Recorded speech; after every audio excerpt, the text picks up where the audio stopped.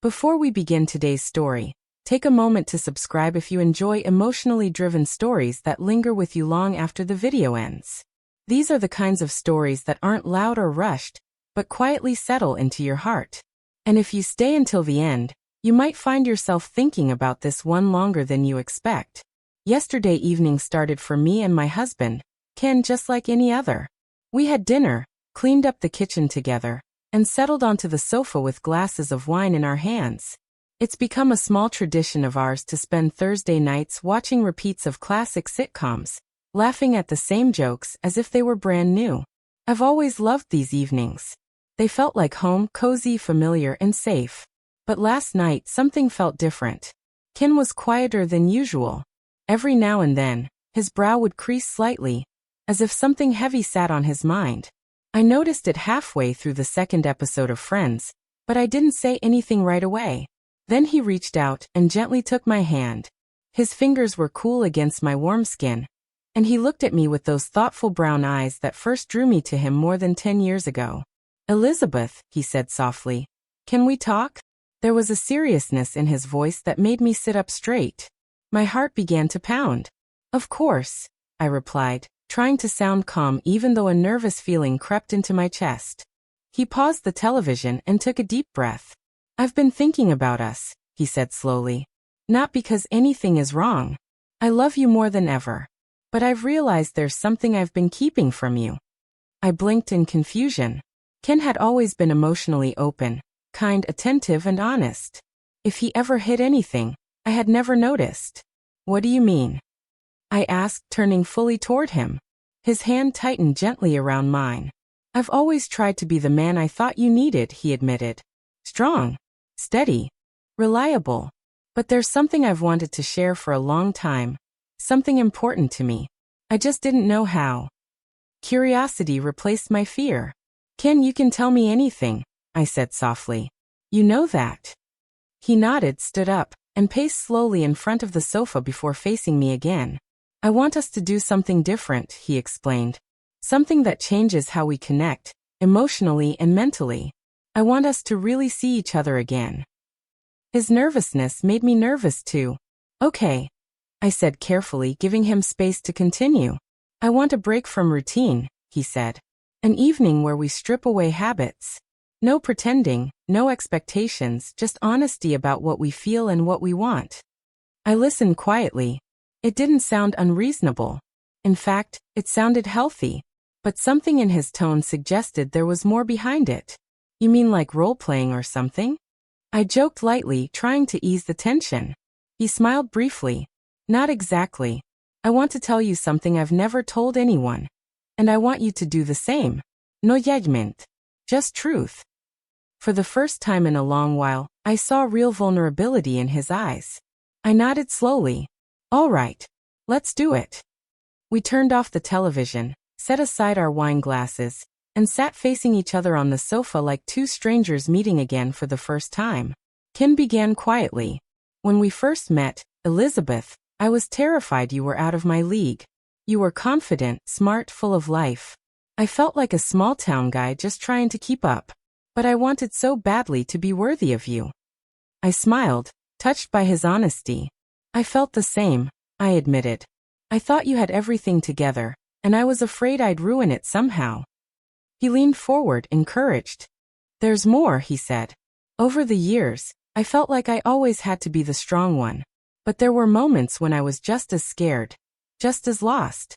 I just didn't know how to say it without feeling like I was letting you down." I reached out and gently touched his face. "You never had to be perfect for me," I whispered. "I've always loved your flaws too." His eyes filled with tears. Then it was my turn. I told him about the days I felt invisible. Not because of him, but because I didn't know how to ask for what I needed. I admitted how I sometimes missed the spontaneity of our early years and the younger version of myself who believed anything was possible. We talked for hours. It was raw, honest, beautiful. And then Ken made the request that changed everything. "I want us to make a promise," he said. "Once a month we do this. We sit together, talk openly, and listen without fear. No topic off limits." Emotion swelled inside me as I nodded. But he wasn't finished. And I want us to try new things together, he continued. Not just talk about change, live it. A class, a trip, dancing in the kitchen. Anything. I don't want us to become a couple that simply settles into routine. I want us to keep growing. Even when we're old and gray. That's when I cried. Not from sadness, but from realizing how rare it is to have someone who fights for growth instead of comfort. We held each other for a long time. Later, soft jazz music filled the room, and we danced barefoot across the wooden floor. The night felt dreamlike. No plans, no expectations, just two people rediscovering each other. This morning, I woke to find a note beside my pillow. In Ken's handwriting, it read, "Thank you for last night. You've given me more than you'll ever know." I tucked the note carefully into my journal, not realizing yet how much that evening would change us. I tucked the note carefully into my journal, not realizing yet how much that evening would stay with me. The house felt unusually quiet that morning. Sunlight slipped through the curtains, painting soft golden lines across the bedroom walls.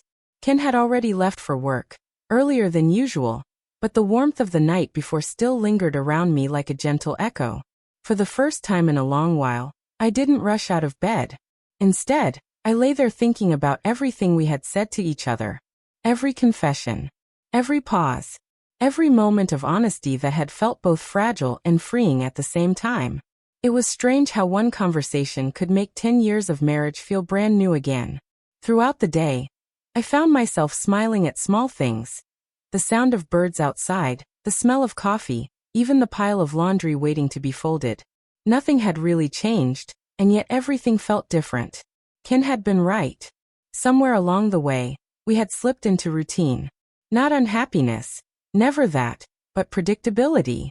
Safe patterns that slowly replace curiosity. And maybe love doesn't fade because of big mistakes. Maybe it fades quietly when people stop discovering each other. That evening, Ken came home carrying takeout bags and a shy smile. "I thought we could continue our new tradition," he said. I laughed. One day later, he shrugged playfully. "I'm enthusiastic." We ate at the kitchen counter instead of the dining table, talking about things we hadn't discussed in years, dreams we once had, places we wanted to visit, skills we always meant to learn but never did. At one point he asked, "If you could start something completely new tomorrow, what would it be?" The question caught me off guard. No one had asked me that in a very long time, not even myself. I paused, surprising even myself with the answer. I'd paint again. I hadn't said that out loud in years. Before work, before responsibilities, before life became structured and practical, I used to paint constantly. Colors had once felt like another language to me. Ken's eyes lit up. "Then let's do it," he said simply. "Do what?" "Start again." The certainty in his voice made something shift inside me. A reminder that growth didn't have to be dramatic. Sometimes it started with permission. Permission to return to parts of yourself you thought were gone. The following weekend, he cleared a corner of the living room and set up a small table by the window. When I saw the paint supplies waiting there, neatly arranged, my throat tightened. "You remembered," I whispered. "I remember everything that makes you come alive," he replied.